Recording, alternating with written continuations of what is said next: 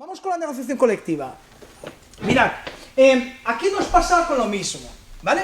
Si nosotros nos tuviéramos que... vosotros sois la representación de los trabajadores y vosotros la empresarial o vicecontra, ¿qué más dará? Y nos planteáramos esos dos temas, ¿no? Porcentaje de presencialidad, reversibilidad, voluntaria, no, causas, no sé qué, ¿vale? Y quién y cómo paga los gastos del teletrabajo, que por cierto, yo pensaba que iba a ser el tema más conflictivo y la verdad es que he planteado muy pocos problemas. De hecho, yo la pelea más importante que he tenido con esto del teletrabajo ha sido con una grandiosa empresa que discutieron sobre la silla, ¿vale? Y al final acabaron pagando la silla para los trabajadores, pero bueno. Pero pelearon horas y horas, qué tipo de silla y ergonómica y no sé qué. Sobre todo el problema es quién llevaba la silla a las casas de los trabajadores. Ese era el verdadero conflicto. A veces era más difícil, más caro llevar la silla que la silla en cuestión. Claro, en la silla se podía hacer economía de escala, en el transporte era más difícil. Bueno, lo dicho, si nos pusiéramos a hacer esto, digamos, habría posiciones diferentes, ¿no? Todos los días en la empresa, los días que nosotros queramos, los días que necesite la empresa, pero si necesitamos que viene un cliente, que vuelvan, pero si tiene una necesidad, no, nos tiene que preavisar, ¿no? O ¿quién paga los...? No, porque el wifi, pero entonces la banda ancha y el... ¿vale? Pero un poco con la línea que decíamos antes, ahí la gran diferencia con el diálogo social es que si no nos ponemos de acuerdo no hay nada, ¿no? Y aquí hay un elemento un poco más conflictivo respecto, que se da de vez en cuando en las empresas, y yo creo que, por ejemplo, en la reforma laboral también está muy claro, que es aquello que dice que las normas, digamos, determinan que será la negociación colectiva la que regulará estas cuestiones, ¿vale? Entonces tú dices, perfecto, lo he entendido perfectamente, pero ¿y qué pasa si no hay un acuerdo? ¿No? No hay nada. Puede aparecer un juez y decidir que lo que se les debe a los trabajadores... Acordaos que hay una sentencia de la Audiencia Nacional que empieza a meterse con cosas de este estilo, no me acuerdo, es del mes de abril, no me acuerdo la fecha, ¿no? Por lo tanto, ahí tenemos, ¿no?, una cierta flexibilidad, pero tenemos, entre comillas, una amenaza importante. Y es que normalmente los tribunales, porque son los que interpretan las normas, empiecen a tener la voluntad de función supletoria, subsidiaria, como queráis llamar, cuando no hay acuerdo, y entiendan que la ley exige que haya un acuerdo, y como no hay acuerdo y no se ha querido poner de acuerdo, no han podido, oye, no se preocupe, ya lo soluciono yo, 50 euros al mes. ¿Vale? Cuidado porque esto puede pasar, porque yo creo que empiezan a haber voces en esa línea, ¿no? No solo hacer interpretaciones jurídicas, que esto es válido, ¿no? Cuando se dan hay causas o no hay causas para un despido colectivo, hay causas o no hay causas para... No, aquí estamos hablando de completar la negociación colectiva. ¿De acuerdo? Y el otro ejemplo evidente que yo os ponía, ¿no?, es que en algún momento, relacionado con el teletrabajo, ¿no?, alguien tendrá que decir que el periodo del COVID vinculado a la no aplicación de la ley del trabajo a distancia se ha acabado y por tanto a partir de ahora todos firmes. Pero nadie lo ha dicho. Entonces, y parece que la regulación de la normativa exige una disposición expresa sobre eso, ¿no? Porque claro, lo que podemos encontrar es que el teletrabajo COVID puede durar 100 años, ¿no?, como lo de la Sagrada Familia, ¿no? ¿De acuerdo? Por tanto, bueno, ahí tenemos esas situaciones. Vale. La ley que rige la negociación colectiva en nuestro país, más o menos no, el origen es del año 1958. Ley de convenios colectivos sindicales, ¿vale? Y yo diría que hay 6 elementos que están presentes en esa evolución desde esos tiempos. En primer lugar, esto que hablamos de la eficacia erga omnes. Y la eficacia erga omnes quiere decir que yo me puedo sentir muy cómodo porque al final, ¿no?, los convenios colectivos obligan a todos. Y entonces eso me genera una sensación de seguridad siempre y cuando yo tenga una mínima representación, pero pues no me hace falta ganarme los elementos de legitimidad, porque yo voy a decidir la negociación colectiva de todos los sectores, ¿vale? Acordaros que este sistema es único, casi único en el mundo, ¿vale? Es verdad que hay países de la Unión Europea que por otras vías, por vías sobre todo de extensión, consiguen este efecto, pero el elemento que se debe a la razón histórica, o sea, no, sindicato vertical representa a todos los trabajadores y a todos los empresarios, pues lo que pactaban aquellos, como representaba a todos, pues afectaba a todos, pero claro, eso tenía una lógica jurídica en el año 1958, pero claro, después de la Constitución no, pero ¿qué sucedió? Como muchas de las normas que pasan, además como en criterio, ¿no? Cuando en el año 1978, acordaos que el artículo 35 de la Constitución establece, digamos, la obligación de establecer un estatuto de los trabajadores. Bueno, pues cuando se pueden a negociar, Calvo Ortega y Sacardó y estos, ¿no? ¿Cómo va a ser el estatuto de los trabajadores que después será en el año 1980, ¿no? Y deciden qué hacer con los convenios colectivos, dicen, esto mejor no tocarlo, ya está bien, por eso continúa así, ¿vale?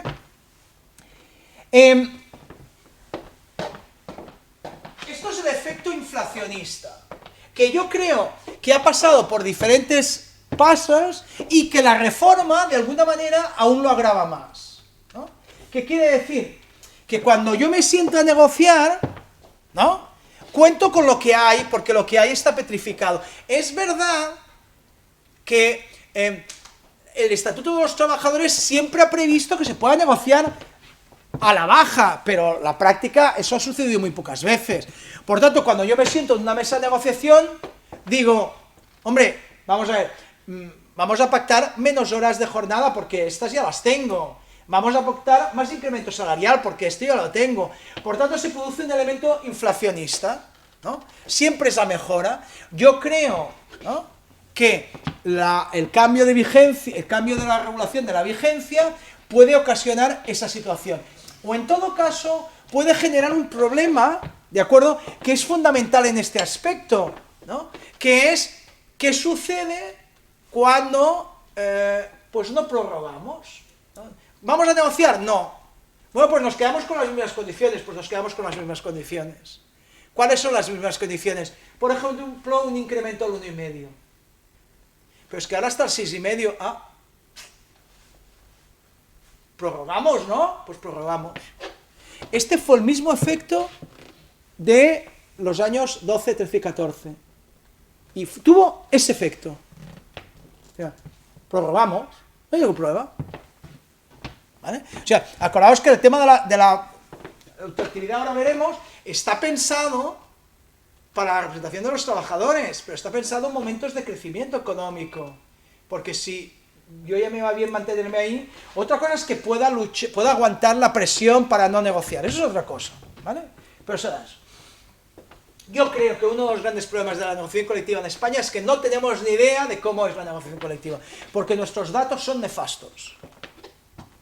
¿Cuántos convenios colectivos hay en España? Imposible saberlo. ¿A cuántos trabajadores? Es más, al principio de estar en COE, yo le explicaba esto al presidente Roset, y el presidente Roset no se lo creía, decía, no te preocupes, mira. Entonces, cogí de un grandísimo convenio colectivo nacional las hojas estadísticas de los últimos 10 convenios colectivos, ¿vale? Bueno, pues, ¿cuál fue la sorpresa del presidente? Yo ya lo sabía, por eso lo hice con mala intención.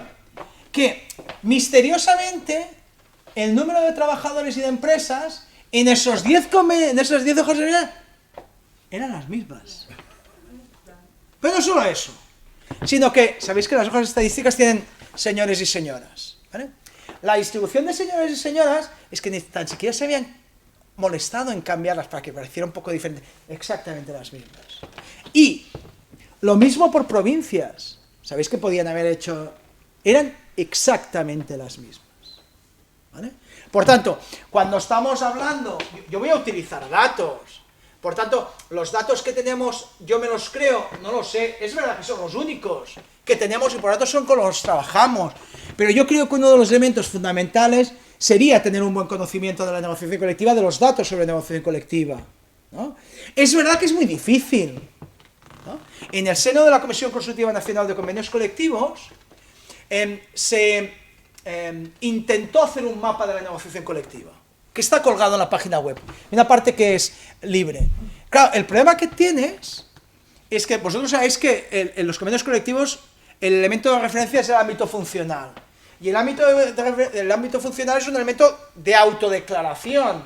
Yo voy a regular estos sectores, ¿vale? Hay algunos que además de los sectores ponen CENAES, pero hay otros que no, ¿vale? Pero no hay ningún mecanismo, ¿vale?, para que te obligue a que cuando yo estoy haciendo mi lista, no diga que estos ya están en la otra lista, ¿no?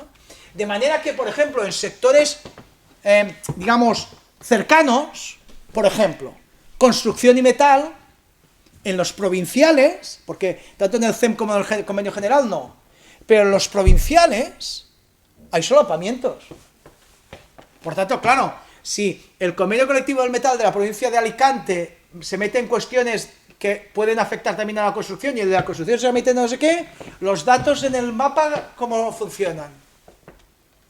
No queda claro. Por tanto, digamos, digo las dos cosas, critico, porque lo he sufrido y porque lo sigo sufriendo, la falta de datos o la incorrección de datos, pero también es verdad que en el sistema de convenios colectivos que nosotros tenemos de eficacia general, es muy difícil identificar. Yo, esta mañana, eso decía Juanjo, tengo encima de la mesa un informe para una gran empresa que están discutiendo qué convenio colectivo se le aplica, ¿vale? La diferencia, la razón última es que el convenio colectivo que no se aplica paga un salario del 20% por encima del convenio colectivo que se les está aplicando. O sea, no hay ninguna razón de tipo filosófica, ¿no? El 20%. ¿Vale? Eso en un convenio de eficacia limitada no pasaría. ¿A quién se aplica este convenio? A estos trabajadores de estas empresas. ¡Punto! Nuestro sistema, como es a todos, tiene ese problema. ¿Vale? Por lo tanto, los datos, bueno, pues limitadamente. El símbolo del COVID, ¿no? ¿La negociación colectiva en el año 21 ha funcionado mal? Bueno, yo diría que no. Yo diría que es verdad que en el año 20 tuvimos un cierto retraso, en el año 21 se está estableciendo y en el año 22, ¿de acuerdo? Pero también es cierto que tiene unos efectos que son de difícil determinación, ¿no? Fijaros bien que yo me ponía, si me permitís, muy chulo con el tema de la ultraactividad respecto a los salarios, pero está la cláusula de actualización salarial de la que hablaremos, Pues claro, si a mí me obliga en el 1% a subir hasta el IPC, mal asunto, ¿vale? Por lo tanto, no todo es tan bonito. Pero en todo caso, el COVID que está teniendo consecuencias. Dos, ¿os acordáis, no? De noche en la ópera de la no sé qué, de la primera parte, pues rompo la prate y no sé qué, lo que usted quiera. Bueno, pues yo creo que hay muchos convenios colectivos que a veces son muy difíciles de entender, ¿vale? Repito, si estamos pensando en que hay una parte muy importante de la negociación colectiva que debería estar focalizado en pequeñas y muy pequeñas empresas, creo que deberíamos hacer el esfuerzo de que fuera claro, tal como yo os decía al principio, cuando yo cojo un convenio y lo que hago es para llegar a un acuerdo, me lo quito de encima y ya se apañarán los de abajo, ese es un mal favor que les hacemos. Cuando eso le sucede a las pequeñas y muy pequeñas empresas, pues tienen un problema de inseguridad jurídica. Yo estoy absolutamente obsesionado con el tema de la inseguridad jurídica, ¿vale? Por lo tanto, ha de ser claro. Y después, cada uno hará lo que quiera, ¿vale? Pero la seguridad jurídica es absolutamente fundamental. Yo creo que eso es importante. Y después, nuestros amigos los tribunales, que yo diría que cada día más, y en materia de negociación colectiva, están haciendo verdaderas interpretaciones, digamos, como si fueran legisladores, ¿no? La sentencia de la ultraactividad lo es, pero la última sentencia del Tribunal Supremo en el que viene a decir que cuando hay dos convenios y no queda muy claro se puede elegir, que me parece una cosa rarísima. Y eso lo dice el que fue presidente de la Sala Social de la Audiencia Nacional. O sea que, por lo tanto, ahí los tribunales están teniendo, digamos, mucho papel a la hora de determinar en aspectos como, pues eso, la concurrencia o el convenio colectivo. Es verdad que la legislación no ayuda mucho, y ahora veremos, por ejemplo, que todo el tema de la prioridad aplicativa del convenio colectivo de empresa no ha ayudado demasiado, pero ahí tenemos esa situación. Yo diría que esos son esos aspectos que tenemos. Datos sobre la negociación colectiva. Claro, nosotros cuando hablamos con esa, digamos, baja calidad, hay que pensar que, como mínimo, el año 20, 21 y 22 son provisionales, ¿vale? O sea, no nos podemos fiar, posiblemente del 19 y así, tampoco diría tanto, pero de estos tres no nos sirven. De manera que, no, porque claro, aquí nos están diciendo que en el año 2021 la cobertura de los trabajadores descendió, no, es que es provisional, ¿vale? Por tanto, es verdad que en general, ¿no? Si os fijáis, con un aspecto muy concreto aquí, por un tema puramente de rotura estadística, tampoco no es real, ¿no? Pero nos movemos en números parecidos, ¿no? ¿De acuerdo? Aunque, como vosotros sabéis, la eficacia es erga omnes y probablemente hay muy pocos sectores económicos que no tengan convenio colectivo. Por tanto, desde ese punto de vista, ahí algo falla. Por eso os decía yo que los números no acaban de ser del todo razonables. Es verdad que los números de afiliación son medias, pero tampoco son números concretos, pero de alguna manera nos sirve. Y, fijaros bien, yo normalmente cuando utilizo porcentajes de negociación colectiva, sabéis que hay convenios colectivos, número de empresas afectadas y número de trabajadores afectados. Son los tres parámetros tradicionales que utilizamos para analizar la negociación colectiva. A mí el que más me gusta es el del número de trabajadores afectados, porque creo que es el más real, ¿no? Entonces, fijaros bien que en el caso de los servicios, la gran mayoría de los trabajadores afectados por convenios colectivos son del sector servicios. También es verdad que es donde hay más trabajadores en la distribución económica de España, en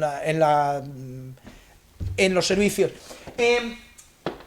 Es verdad que esto tiene un efecto, y es que el tipo de convenio colectivo del sector de los servicios no es el mismo que el tipo de convenio colectivo del sector industrial, ¿vale?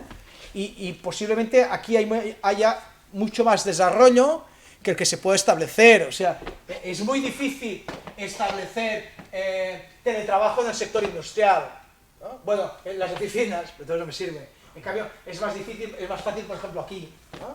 Ya no os digo nada, el registro de jornada y algunas cosas así más de estas que tenemos, ¿no? Vale.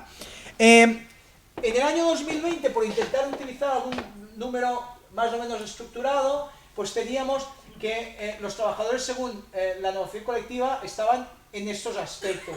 Fijaros bien, en la industria manufacturera, por ejemplo, muy importante, en la hostelería, muy importante, ¿de acuerdo? En el comercio al por menor, ¿vale? Y aquí hay sectores que ni salen, pues estaban por debajo de esos sectores. Quiere decir que nosotros tenemos una composición muy heterogénea, ¿no?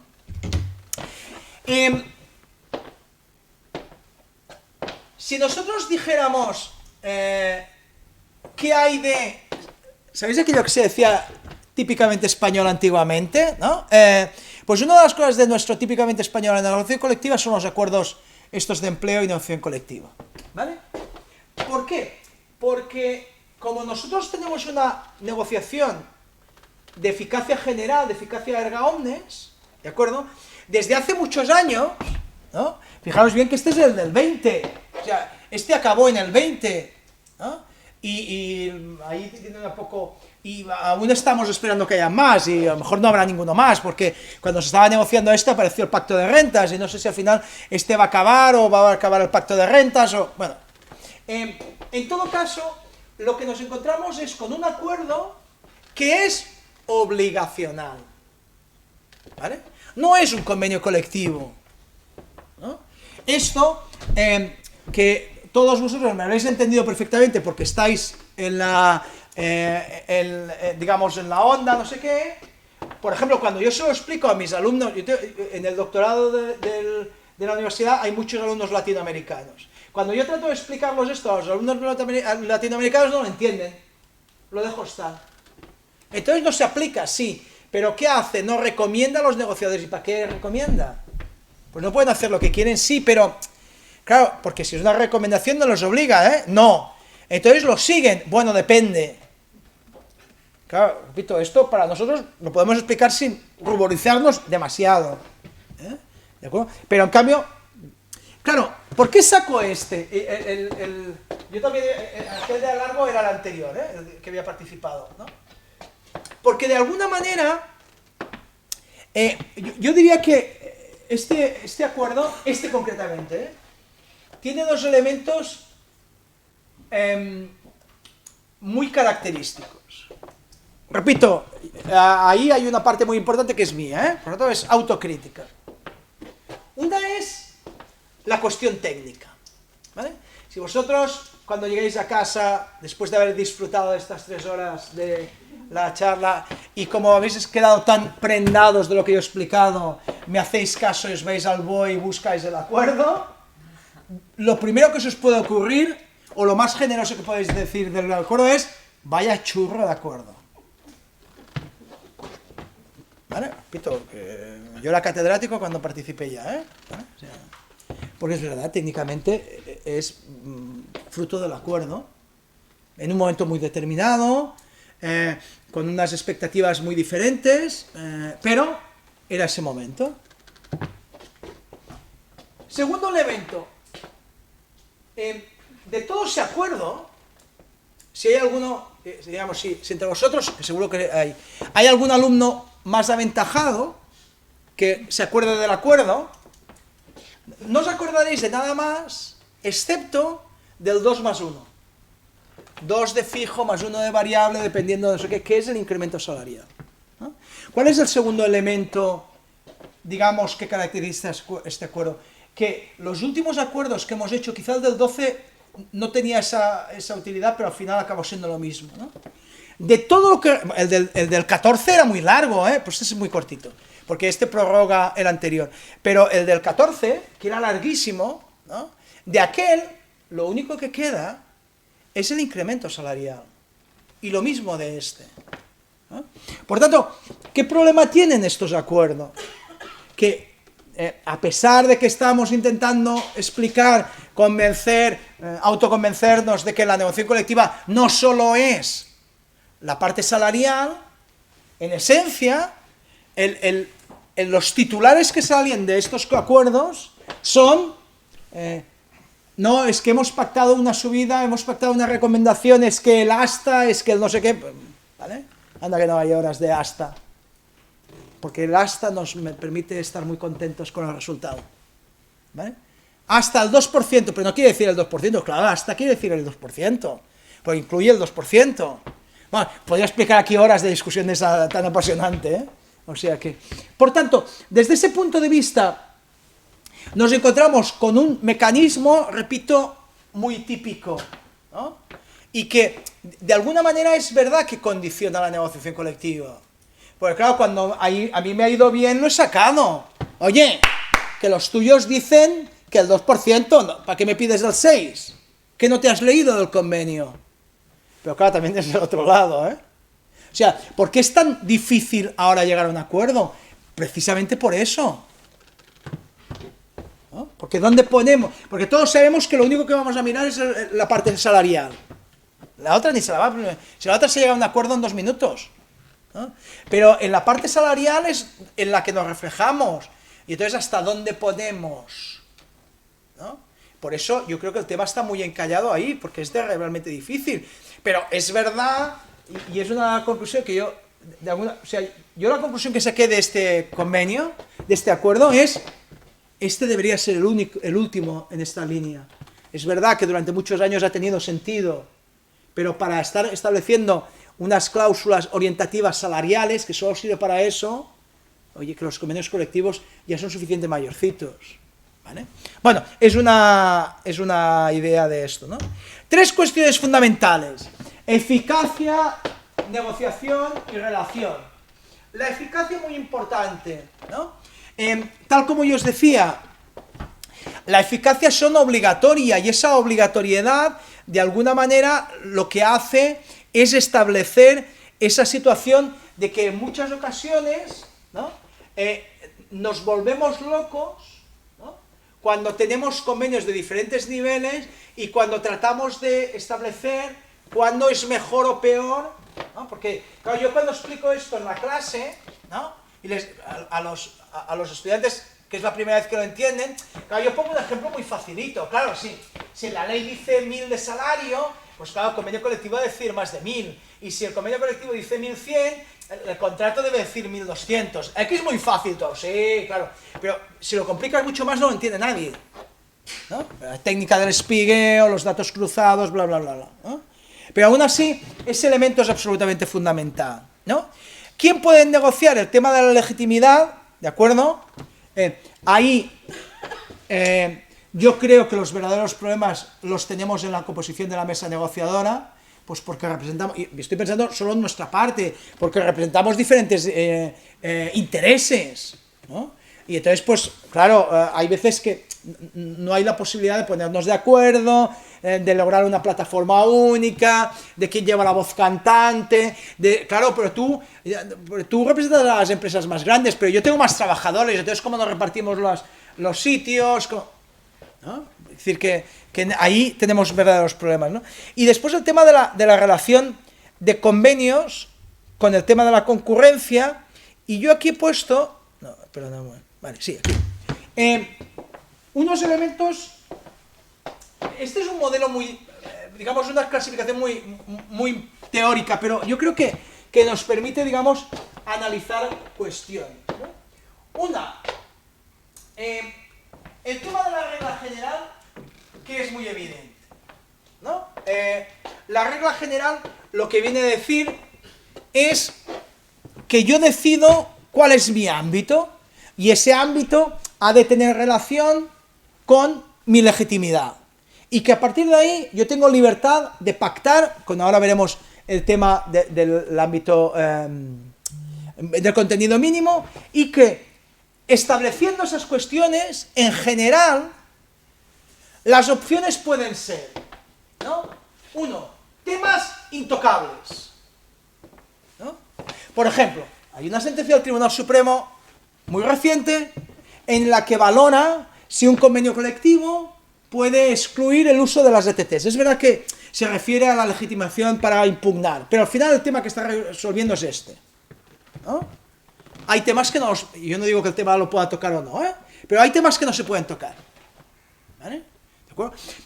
Después es verdad que esto no es muy limitado, porque al final, o sea, uno de los temas más evidentes que no se pueden tocar por convenio colectivo es las cuantías de las indemnizaciones, y en cambio, cuando estamos pactando acuerdos de despidos colectivos, estamos tocando esencialmente cuantías de las indemnizaciones, ¿vale? O sea que... Y no solo para incrementarlas precisamente, sino para hacer, digamos, todo tipo de apaños. Acordaos que ahora está la Audiencia Nacional, hay varias sentencias de la Sala Contencioso Administrativo que están ahí revisando si son válidas o no son válidas a efectos de la tributación. No es lo mismo pagar en bruto que en neto, Joder, en bruto tiene más gracia, ¿no? Se multiplica el dinero, ¿no? Por lo tanto, ahí hay que tenerlo cuidado, ¿no? Hay otros en los cuales la ley, el Estatuto de los Trabajadores, la norma no sé qué, dice que y permite mejorarlo, ¿vale? Hay normas en los cuales, ¿de acuerdo? Lo que hace es, la norma establece, el Estatuto establece una cuestión y hay que desarrollarlo, pero no se puede tocar demasiado, ¿no? Hay otras en las cuales el convenio colectivo permite desarrollar porque el Estatuto de los Trabajadores es muy cicatero, ¿no? Y hay otros en los que sencillamente el Estatuto de los Trabajadores nos deja absoluta libertad, ¿no? Y nosotros podemos pactar cualquier cosa, ¿vale? Bueno, esas son diversas clasificaciones que más o menos todas se incluyen en estos aspectos, ¿eh? Lo importante es tener clara dónde vamos a ubicar y saber si podemos regularlas o no y qué relación existe entre estas situaciones. Aquí hay un resumen de la proporción en el que estas cláusulas de negociación colectiva se incluyen en los diversos convenios colectivos. Y además este cuadro lo he puesto un poco para dar ideas sobre qué aspectos deberíamos incluir, ¿no? Si alguno lo tenemos muy claro, pues ahí está un poco esas materias, ¿no? Contenido mínimo. Ámbito subjetivo. ¿Qué me interesa a mí? Me interesa dos cuestiones. Una, no se pueden incluir cláusulas que no afecten a los sujetos que están bajo el convenio colectivo, ¿de acuerdo? Por ejemplo, acordaros que ha habido una discusión y que sigue en vigor, porque yo diría que hay dos ejemplos, ¿no? El convenio, el acuerdo laboral de la hostelería que introduce dentro de su ámbito de aplicación a los riders, y algunos convenios colectivos también del sector de la hostelería y del turismo que establecen que las empresas subcontratistas tengan que aplicar el convenio de la hostelería, sobre todo por el tema Kellys y estas cosas. Bueno, en el primer caso no, pero en el segundo caso, acordaros que la modificación del artículo 42 elimina esa posibilidad, porque la ley dice expresamente, ¿no?, se aplicará el convenio colectivo sectorial de la empresa auxiliar, no el de la empresa principal. Por tanto, esa cláusula que está contenida en esos convenios colectivos, yo creo que hay varios convenios colectivos en Canarias, está el de Cataluña, está el de Baleares, ¿no? Es ilegal esa cláusula porque la ley es contraria, ¿vale? Lo mismo sucede la explosión de determinados colectivos. Ahí están los de fuera de convenio. ¿Veis que los de fuera de convenio? Había un familiar mío que hay una zona, digamos, del norte de Barcelona que se llama Alella, que teóricamente tiene muy buenos vinos blancos, ¿no? Entonces él decía, si todos los vinos que dicen que son de Alella lo fueran, sería imposible porque tendría tanto terreno. Pues aquí sucede lo mismo, ¿no? El concepto de personal extraconvenio se ha hecho tan grande que hay empresas que tienen, hombre, yo no diría la mitad de la plantilla, pero sí el 25% de la plantilla, ¿vale? Acordaos que fue una gran discusión, por ejemplo, y que por eso se puso la mención expresa en los planes de igualdad. Porque cuando hacíamos los informes para el tema de los grupos consolidados, del artículo 42 del Código de Comercio, allí lo que hacíamos era quitarlos fuera de convenio. Y entonces salían unas fotos súper chulas de igualdad, que vamos, preciosas, ¿no? Cuando hemos metido a todos, ya no salen tan bonitas, ¿vale? Entonces, aquí, hombre, la relación laboral de alta especial sí, pero claro, no sé si todos. Por tanto, podemos excluir a los de fuera de convenio, a todos, ¿qué quiere decir? A cualquiera que mande algo, hombre, no acaba de ser lo correcto, ¿vale? Y yo creo que ese tema puede ser útil mientras no haya ningún conflicto. De hecho, puede haberlos pocos, porque en general yo voy a trabajar muchas más horas, pero bueno, me van a pagar más, oye, lo comido por lo servido, pero podríamos encontrarnos con que en algún momento se diera. Ámbito funcional. Importante, porque cada vez se está dando más, el tema de la realización de varias actividades, ¿no? En este caso, entender qué es la actividad principal, pues a veces es fácil y a veces no es tan fácil. Yo que he estado en la Comisión Consultiva Nacional de Convenios Colectivos, me acuerdo de expedientes en los que no era tan fácil de determinar si estábamos hablando de un convenio o de otro, dependiendo de lo que consideráramos. Y claro, allí hay consultas de empresas de 10 trabajadores, por ejemplo, ¿no? Y recuerdo una entre el metal y hay un convenio colectivo de desechos del metal de la provincia de Barcelona. No sé si. Pero claro, ese puede afectar al del metal. Como os podéis imaginar, el convenio colectivo de la industria del metal en Barcelona es muchísimo más alto que el de desechos del metal, ¿vale? Bastante más. Entonces, bueno, ahí se discutía si una empresa que decía, claro, no, pues que ustedes trabajan con metal, ya, pero para destruirlo, ya, pero lo transportan, ¿no? Bueno, ya, pero... ¿vale?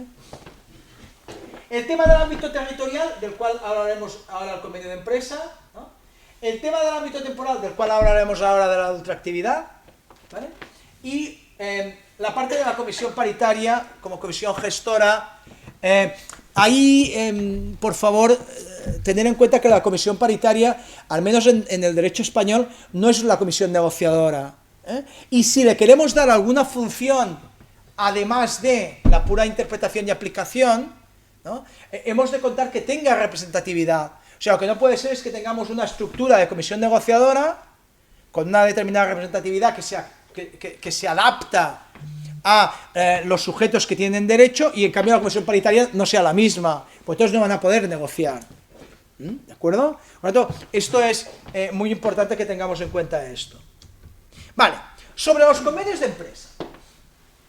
Aquí hay dos cuestiones. Primero, los convenios de empresa son tan antiguos como el Estatuto de los Trabajadores. O sea, en el año 1980 ya había convenios de empresa. Y antes también, ¿no? Por ejemplo, ¿no? Sabéis que en el Estatuto de los Trabajadores hay un día de permiso por mudanza, ¿vale? Que es apasionante, que nadie entiende por qué existe eso. Bueno, pues yo os lo explico. Eso proviene de que ese día de mudanza estaba en la ordenanza laboral de Renfe. Y no sé por quién, a alguien le pareció bien ponerlo ahí. ¿Vale? Bueno, eso quiere decir, ¿no?, que los convenios de empresa han existido siempre. Los convenios de empresa tenían el régimen de los convenios normales de la concurrencia, de manera que cuando... es que ahora hay varios, ¿no? Pero Telefónica, que tiene convenio de empresa, pues se bunkeriza, ¿no? Y a pesar de que haya el convenio del metal o el convenio de no sé qué, nadie entra en su ámbito. Eso es la prohibición de concurrencia, ¿vale? Por tanto, ¿existían? Sí. ¿Tenían absoluta libertad a la hora de determinar las condiciones? Sí.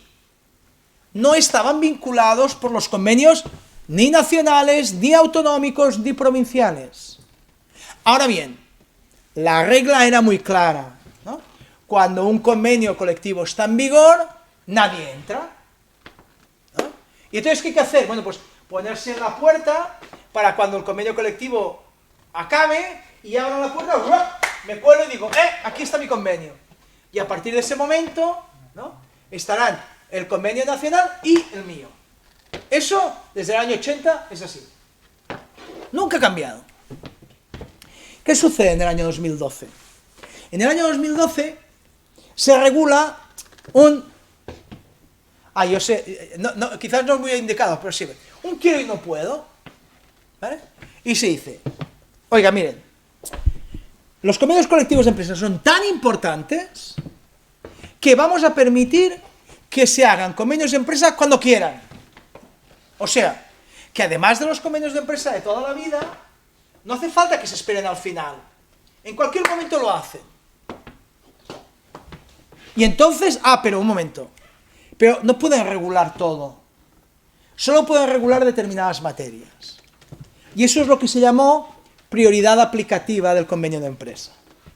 Que, repito, se refería exclusivamente a esos convenios de empresa que se habían regulado, pero que se habían acordado mientras el convenio de referencia estaba en vigor. ¿Vale? ¿Esos convenios de empresa fueron súper exitosos? Pues no. No. Volvemos a lo mismo. Número de trabajadores o los convenios colectivos respecto al número general. Fijaros bien, que nosotros lo que tenemos, la reforma es aquí, está en el 2012, ¿de acuerdo? 9%. En el año, es verdad que en el año 2022 no nos sirve, pero en el año 19, 8%. O sea, la proporción de trabajadores en convenios de empresa ha sido tradicionalmente muy baja. ¿Vale? Es verdad que han crecido nuevas unidades de negociación, sobre todo desde el 2012, y que la gran mayoría de unidades de negociación se refieren a convenios de empresa, pero normalmente a convenios de empresa de pocos trabajadores. ¿Quiere esto decir? Que a pesar de que no ha crecido el número de convenios colectivos de empresa respecto a esto, hombre, algo más se ha hecho. Porque aunque no lo diga expresamente, el convenio de empresa no está pensado para una empresa de 10 trabajadores. Al menos esa es mi opinión. ¿Vale? ¿Y qué ha hecho la reforma? Pues la reforma laboral del diciembre del 2022, del 2021, os recuerdo los dos convenios. Convenios colectivos de empresa de toda la vida, estos no los ha tocado. No, no. Por algo aquellos pueden seguir iguales, iguales. Convenios colectivos de prioridad aplicativa, estos sí.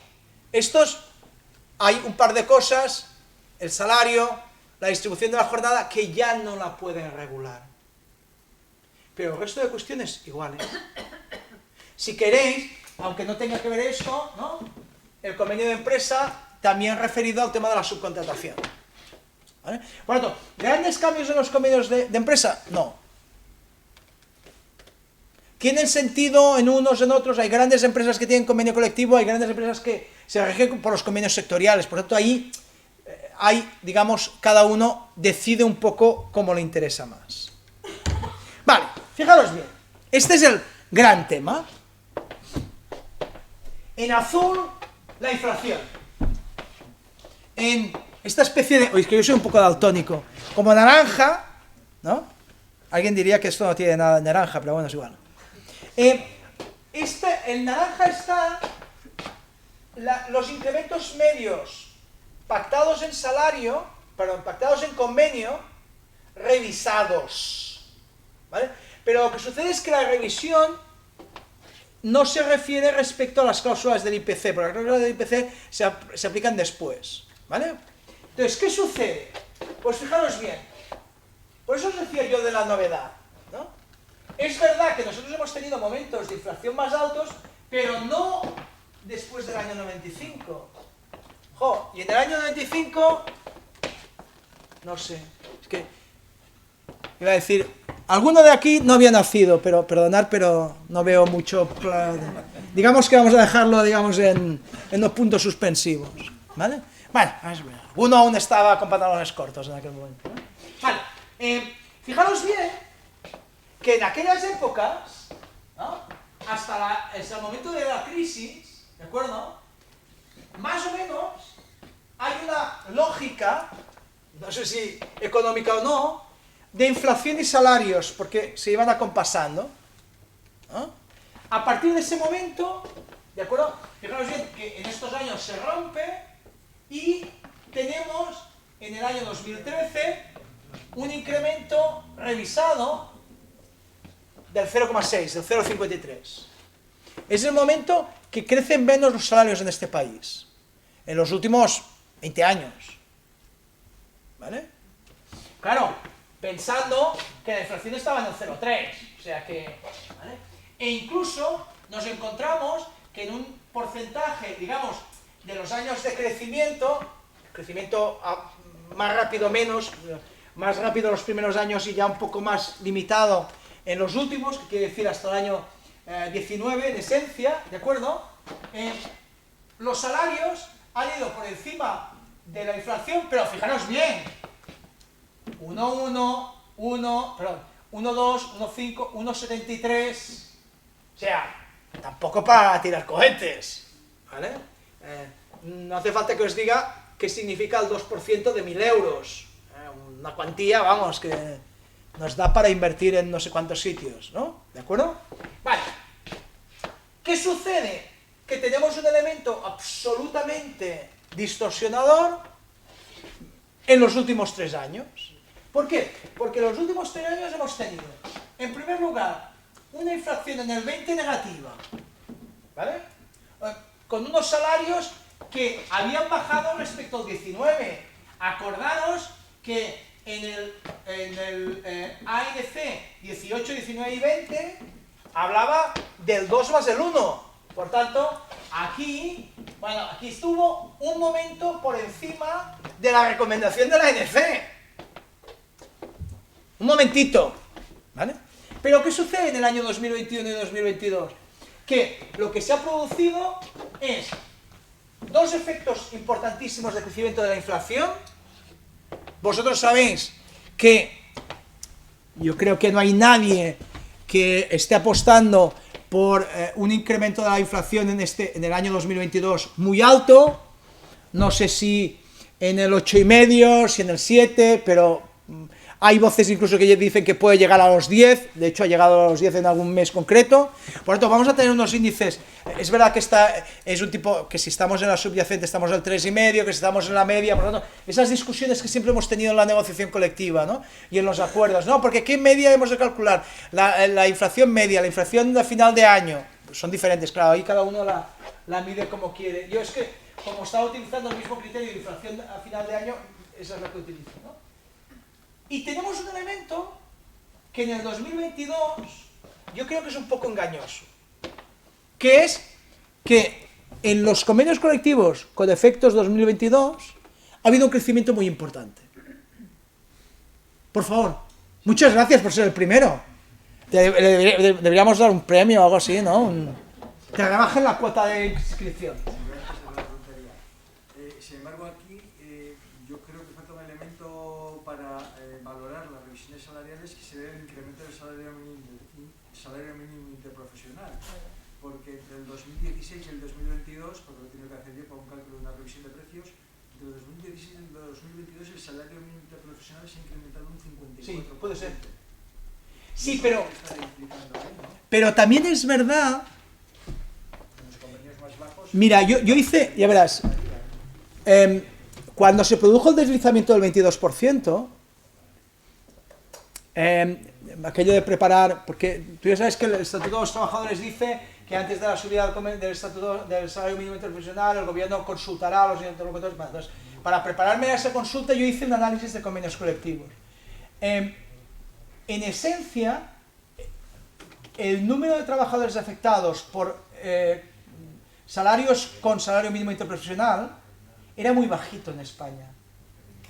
Si lo desplazabas del 5%, seguía siendo muy bajito. O sea, el desplazamiento empezaba a afectar a partir del 20%. No había muchos, porque al final, claro, los porcentajes sobre el salario mínimo interprofesional son poquitos, o sea, al final estamos hablando de unos eurillos, y además estamos hablando de la categoría más baja de la mayoría de convenios colectivos. Entonces, por eso el efecto del incremento del salario mínimo interprofesional yo creo que ha tenido poca incidencia real, porque además uno de los elementos que yo, por ejemplo, siempre habría utilizado para quejarme, claro, es que eso iba a presionar a las franjas más bajas de negociación colectiva, y no lo ha presionado.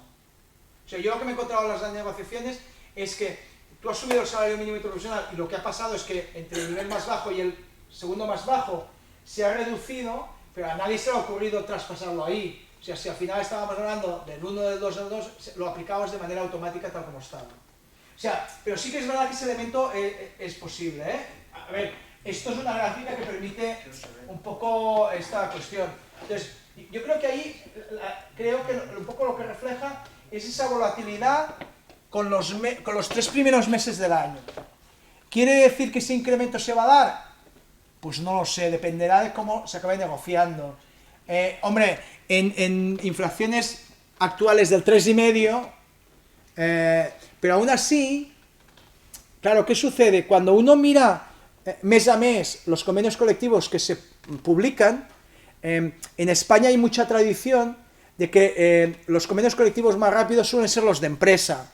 Entonces, los de empresa aún están teniendo incrementos más altos. Entonces, ¿quiere esto decir que es posible que ese crecimiento del 2,36 o se modere o incluso empiece a bajar en los próximos meses? Eso es una hipótesis, ¿vale? Sin embargo, yo creo que el verdadero peligro está en esta pasada de aquí, las cláusulas de revisión salarial, ¿no? Las cláusulas de revisión salarial ha sido siempre el verdadero caballo de batalla de las negociaciones, porque cuando los empresarios nos hemos visto con cuerpo, lo primero que hemos pedido es que se quitaran, bueno, eso y el complemento de IT, con dudoso éxito las dos cosas, ¿vale? Por no decir más cosas, ¿vale? Pero bueno, las primeras cosas que hemos conseguido, que hemos luchado han sido esas, ¿no? Y los trabajadores, lo primero que han pedido a la hora del salario es precisamente eso. ¿Por qué?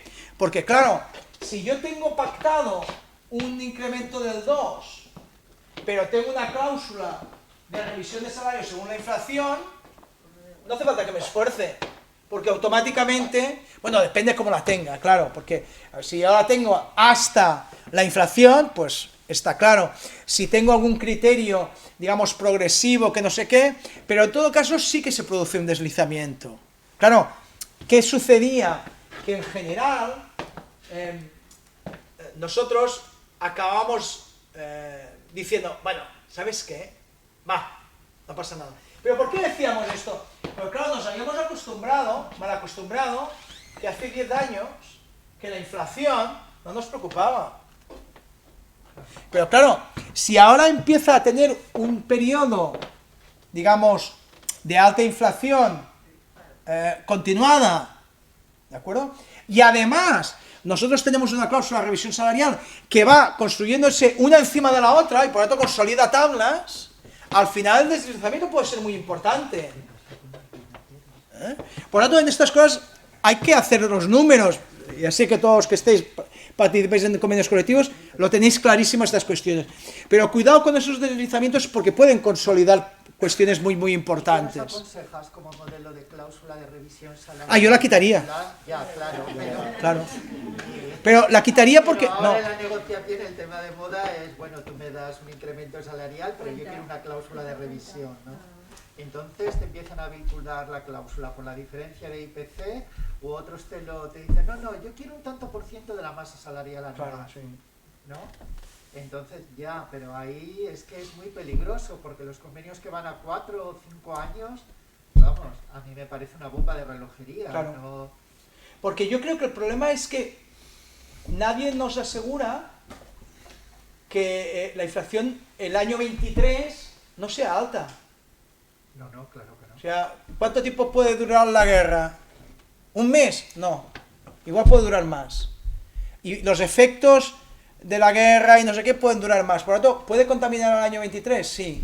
Entonces, si yo tengo una cláusula, a lo mejor no en los parámetros actuales, pero pongamos que se quede en un 6, por ejemplo. Sería bastante aceptable, ¿no? En el año 23. ¿Voy a subir los salarios del 6% el año 23? No creo. Entonces, yo creo que ahí cualquier tipo de cláusula de revisión, el problema de las cláusulas de revisión, y esto yo lo explicaba y no me creía ni yo, claro, imagínate los sindicaleros que me creían, ¿no? Era, claro, es que es un elemento que yo no controlo y yo no sé cuánto voy a tener que pagar, por tanto lo que quiero saber es cuánto voy a pagar, ¿no? Entonces, a mí desde ese punto de vista me parece más razonable un incremento salarial aceptable cerrado que una cláusula de revisión salarial. Claro. A mí personalmente. Siempre y cuando la pueda pagar, claro. O sea, sí, porque yo lo que quiero es yo lo que quiero es ofrecer a las empresas la seguridad. ¿Cuánto me va a costar a mí el personal? Lo que pagan más el 4%. ¿Lo puede pagar o no lo puede pagar? Vale. Pero una cláusula así de abierta, no sé hasta dónde me puede llegar.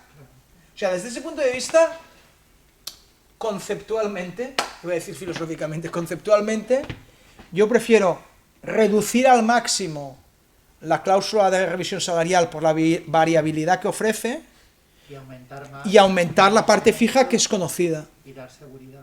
Yo creo que es mayor, o sea, puestos a pagar, o sea, aquí el elemento es puestos a pagar, porque no estamos discutiendo en pagar o no pagar, o sea, es el mal menor. Estamos pactando que me toca pagar, o si no, no llego a un acuerdo, pero me toca pagar. Entonces, cuando me toca pagar, prefiero tener claro cuánto voy a pagar, que no que llegue a final de año y me encuentre con que se me ha desmadrado absolutamente la masa salarial.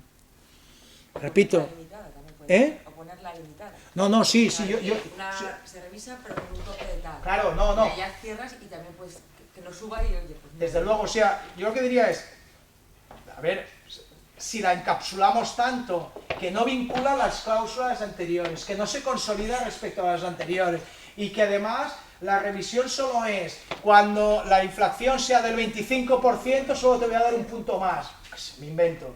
Claro, pero eso no te lo va a comprar nadie. Entonces, ahí, alguna vez, el criterio este pájaro en mano en la negociación colectiva puede funcionar. Entonces, pues, yo cambio un incremento lineal por la variabilidad de esto. No sabes cuánto va a costar y te doy esto. Yo creo que conceptualmente a mí me sirve más ese elemento, pero eso también dependerá de cada mesa, claro. Es así. O sea, No solo es el lineal, es que cuando, bueno, yo negocio por la parte empresarial, ¿no? Pero cuando ves la redacción de la cláusula con el límite, que dice aquí la compañera, te entraba un pánico horrible por lo que decimos de la complejidad de las cláusulas y la redacción, porque luego todo eso está sujeto a muchas interpretaciones, que si era, me has dicho, el IPC anual, la media, el subyacente, la masa... O sea, es que es un riesgo enorme, pero... Por eso es mucho más fácil, creo yo, porque Claro, tú al final en los incrementos lineales es mucho... Claro, pero en los incrementos lineales la cantidad es muy fácil de entender. Sí, sí, por supuesto. Entonces, yo creo que eso genera mayor seguridad. Repito, ahí habrá que pelearse si lo quieren o no lo quieren. Hombre, yo creo que en estos momentos irse a revisiones salariales absolutamente abiertas puede ser muy peligroso. Porque te genera absoluta inseguridad con una perspectiva que no es precisamente de bajada de inflación. Pues si dijeran, no, miren, esto el año que viene todo resuelto. No. El 24, bueno, el 24 Dios dirá, pero el 23 seguro que no está resuelto. Entonces, yo creo que es evidente eso. Entonces, a medida de lo que se pueda, pues intentar negociar por esas partes. No sé, creo yo, pero eso muchas veces lo dices aquí, cuando te sientas allí, esto se dice, no has entendido nada. A ver, que no he entendido, ¿no? O sea que, pero bueno, ¿vale? Va, que son las 7. Uy, mira, ya estamos en... Vale. 10 reglas sobre la negociación colectiva. Va, esto, yo diría que esto es el final. Lo digo también para tranquilidad del espíritu de todos vosotros. Salvo aquellos que os queréis quedar la prórroga de la hora siguiente.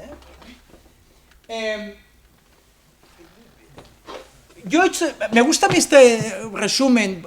No sé si es válido o no, pero son como alguna especie de ideas que yo tengo sobre eso, que trato de aplicar. También a veces lo consigues y a veces no, ¿vale?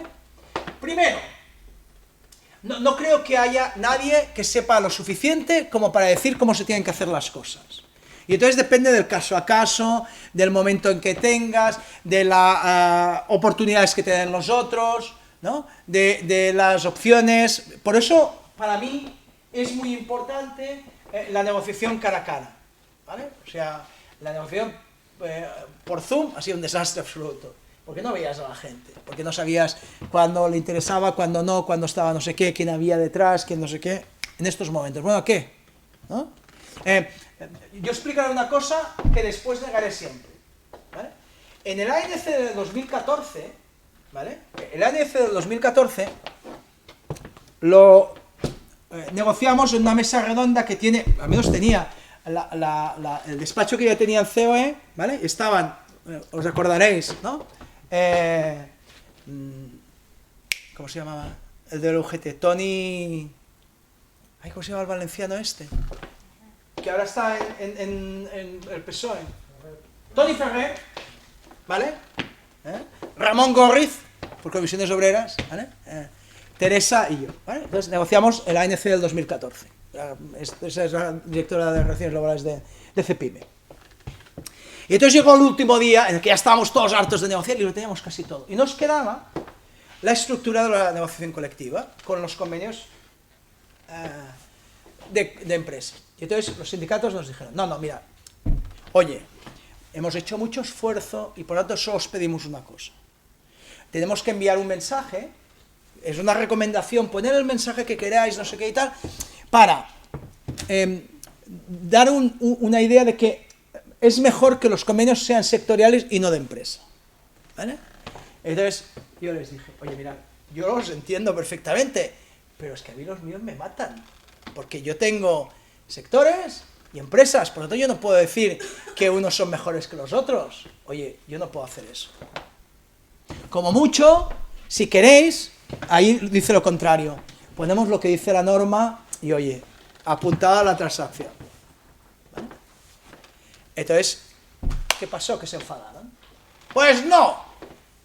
Digo, pues, chicos, a mí no se me ocurre nada más que si queréis quitamos el capítulo.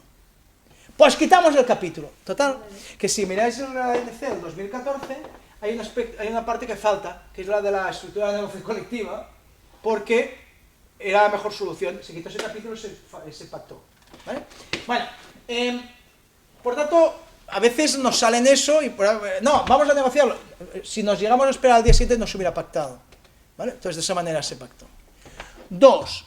El convenio colectivo no tiene eficacia didáctica. No sirve para recordar. No sirve para enfatizar lo que dice la ley. Por lo tanto, yo diría que no se tiene que repetir la ley. Porque la ley es la que hay. Y en el caso de que la ley cambie, el convenio colectivo quedará afectado, por lo tanto no tiene ningún sentido, ¿no? Lo que está en la ley está en la ley. Queremos profundizar, concretar, desarrollar en el convenio colectivo. Repetir, no. ¿Vale? 3. Me falta otra virgencita. Virgencita, que me quede donde estoy. No. ¿No? Es verdad que en muchas ocasiones hemos utilizado ese criterio, ¿no? Bueno, a ver si tenemos buena suerte y lo que nos piden este año es razonable y mira, oye, con un poquito... yo diría que es ser proactivos, ¿de acuerdo? Es fundamental eso porque si no, el problema, ¿no? Volvemos al efecto que teníamos, ¿no? Volvemos al recordatorio de los padres y las madres. Vosotros sabéis que uno de los grandes problemas me pongo yo mismo, de ser padre, es cuando te piden algo, si tú dices, no. ¿Puedo llegar a...? No. ¿Puedo ir con el...? No. ¿Puedo ir...? No. ¿Vale? ¿Qué sucede? Que al cuarto no, uno dice, hombre, me estoy pasando, ya no puedo decir que no. Por tanto, al quinto, aunque sea tirarse en parapente, tengo que decir que sí, porque si no... Pues yo creo que aquí pasa lo mismo, ¿no? Ha habido mucha dinámica... Ha habido mucha dinámica de negociación colectiva en la cual las representaciones empresariales estaban esperando en la mesa para decir, a ver, ¿qué me traen? No, no, no y no. Claro, cuando había dicho 4 veces no, y no había planteado nada para cambiar, al final acaba, bueno, esto lo vamos a batizar, eso, pero, ¿y yo qué he ganado? Hombre, chico, pues, que podría haber sido peor. A mí, lo del mal menor siempre me ha parecido un mal negocio. ¿Vale? O sea, no, es que nos hemos evitado la hecatombe, no. No se trata de evitar la hecatombe, se trata de que yo tenía que haber cambiado mis necesidades por sus necesidades. Y entonces se cambia, ¿no? Entonces sí que hay una verdadera negociación. Y entonces la proactividad o el no lo decimos todos, ¿no? Es mucho más sencilla esta dinámica. Estoy mucho más legitimado. Porque si no digo no, me queda cara de tonto y al final no puedo decir que no tantas veces. ¿Vale? Por eso es importante avanzar en esa cuestión. 4. Supongo yo que os habréis encontrado en muchas ocasiones eso, ¿no? A ver, no, mira, el incremento salarial del 0%. Hombre, Jordi, mira, chico, te estás pasando. ¿Tú te piensas que nos puedes pedir el 0%? Con lo que está... Mira, si no te lo crees ni tú que es el 0%. Venga, va. No, hay que olvidarnos. Si yo pido el 0% es porque necesito el 0%. ¿De acuerdo? Punto. ¿No? Y lo defiendo, ¿no? Y si puedo dar más, no vale la pena que haga el ridículo. Le voy a dar el 1%, ¿vale? Y no me paso, y ya sé que soy, ponerle todos los adjetivos que probablemente habéis oído cuando habéis representado a los empresarios, todos los del mundo y más, ¿no? Solo os falta tener cola, ¿vale? Pero bueno, no pasa nada, ¿vale? Por lo tanto es importante eso, ¿vale? 5, nuevos recursos, ¿no? ¿De acuerdo? Tenemos nuevas necesidades, hay nuevas maneras. Yo os he dicho antes, a mí sentarme en la silla por máximo agotamiento no me parece buena idea, ¿no? Yo creo que, por ejemplo, de la pandemia hemos de aprender a reuniones con tiempo, reuniones con plan. Yo de lo único que no soy partidario es de levantar acta. Bueno, la acta del final. A mí me gusta levantar acta de las reuniones porque permite tener, me gusta grabarlas y eso, el Zoom, las telereuniones tenían ese riesgo, ¿no? Oye, podemos discutir lo que queramos, no sé qué, y después, si acaso, los acuerdos sí que los levantamos.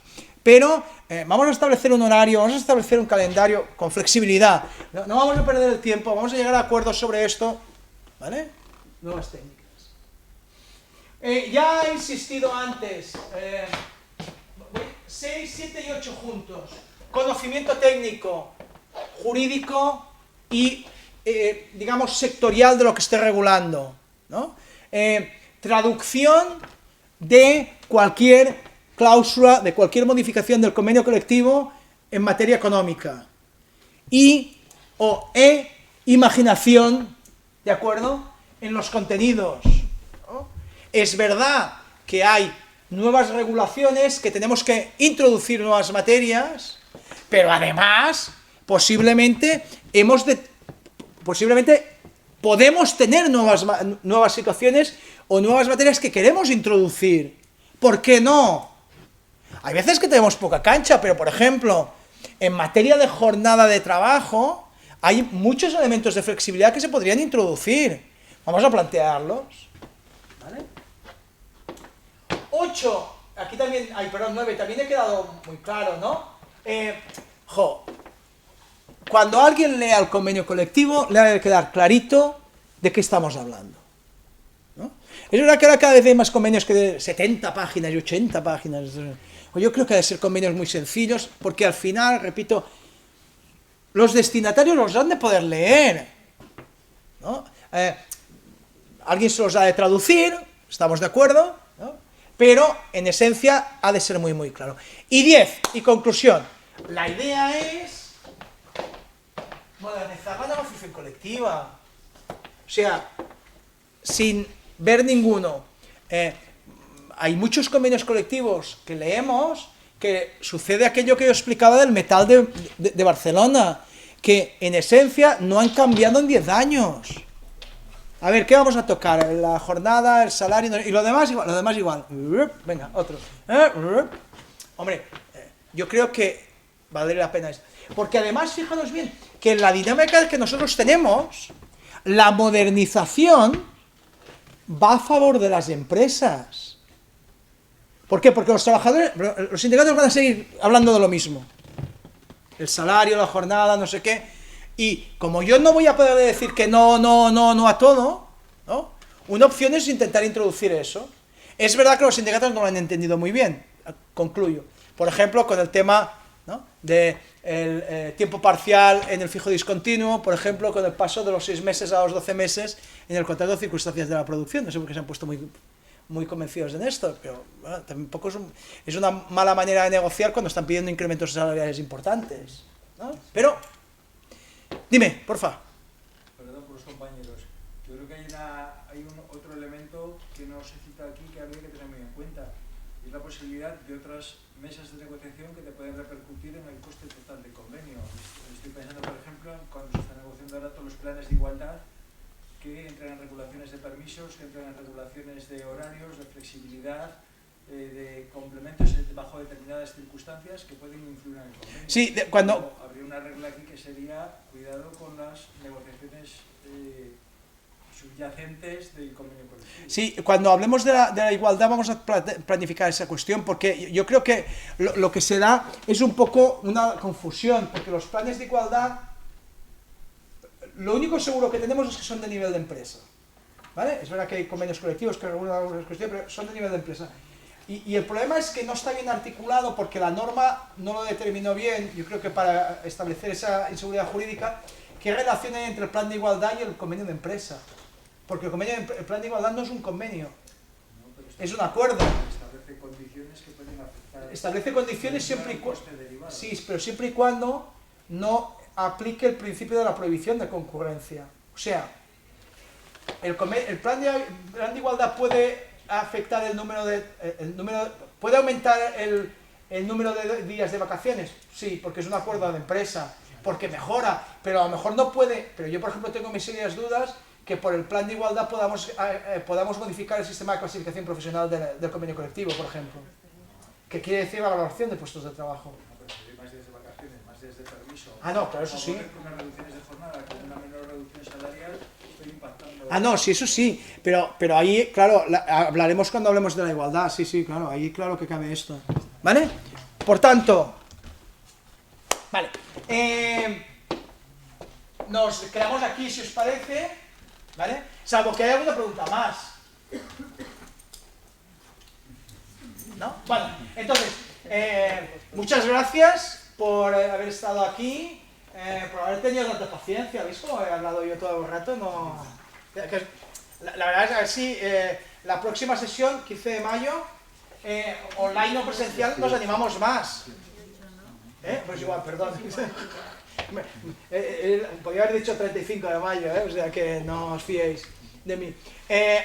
A ver si os animáis. Por favor, si alguien tiene alguna pregunta, alguna cuestión, alguna de esto, por favor se la enviáis a Juanjo, que con mucho gusto, o él o entre los dos, os la contestamos, alguna observación, lo que os haga falta. ¿Vale? Vale, muchas gracias por todo.